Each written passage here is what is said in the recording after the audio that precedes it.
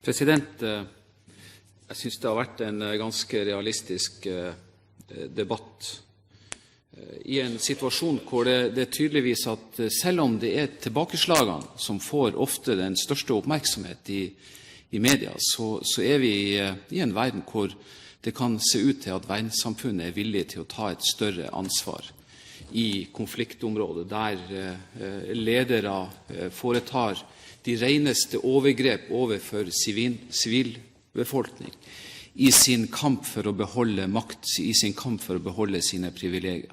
Derfor er Norge nå også på plass i deltakelsen i å bekjempe den type form for ledelse i Libya. Og jeg tror at dette vil bli mer og mer hverdagen også for det norske militære og sivile samfunn. Og det skulle bare mangle at vi ikke deltar i denne typen konfliktkjemping. Sånn sett så var det en god redegjørelse utenriksministeren fremmet, og i spesiell grad der han ga en begrunnelse hvorfor vi er på plass i Afghanistan. Og jeg tror det er veldig, veldig viktig at den typen understrekning blir presentert, fordi at den type deltakelse har en svært høy pris. Og den har en såpass høy pris at dersom ikke resultater oppnås i form av fremgang, bedre resultater, bedre koordinering, så vil vi etter hvert komme til å se en form for tålmodighet som blir satt på prøve i alle de 48 deltakerland. De fleste av dem hvor befolkningen har egen stemmerett, hvor befolkningen vil være de som til slutt kan risikere å sette foten ned hvis man ikke oppnår den fremgangen som vi alle sammen ønsker. Derfor er det klart at når vi så forleden at en afghansk offiser dreper 5-6 NATO-soldater, vi så at vi hadde 1. april-angrepet på FN-kontoret i Mazar-e-Sharif, hvor en norsk oberstløytnant ble drept, så illustrerer dette at her har vi en svært høy pris å betale for nettopp å bekjempe det som kan skape usikkerhet i verden i form av terrorisme og den mangel på stabilitet som vi har i denne delen av Asia. Så i denne konsensuspreget debatten så er jeg nødt til å gi en liten visitt til SVs hovedtalsmann Bård Vegar Solhjell, som takket utenriksministeren for en god redegjørelse, men som samtidig går til angrep på alle utenriksministerens konklusjoner. Og dette, henger overhodet ikke sammen. SV har som mål å avvikle den militære innsatsen.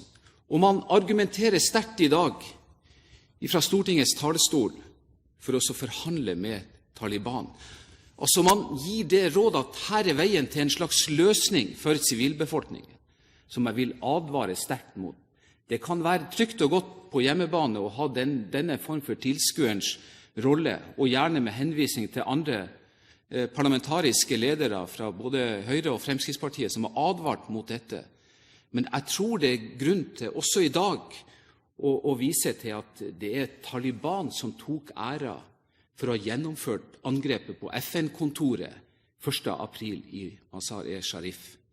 Og jeg synes det er å falle i kne overfor en institusjon som velger å gå til angrep på et FN-kontor, som velger å utrydde det som er basis for økonomisk oppbygging, stabilitet i Afghanistan, som på mange måter har terror som sin egen forretningsidé og hovedformål å skape instabilitet, og som har som formål å ødelegge den økning som utenriksministeren var inne på, at vi hadde i 2001 så var det 1 million barn som gikk på skole i Afghanistan, mens vi i dag ser at tallet har passert 7 millioner, og en tredjedel av disse er jenter.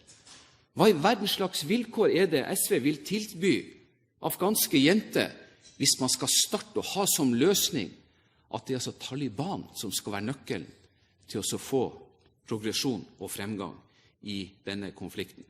Det er mulig at andre ville ha valgt å formulere seg som litt annerledes enn jeg har gjort her, men jeg synes det at man kan ikke drive denne form for dobbeltmoralsk fremføring og gi honnør til en redegjørelse hvor samtlige av redegjørelsens konklusjoner blir avvist.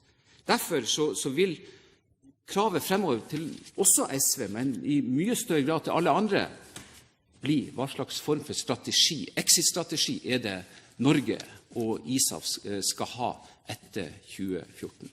Takk, president.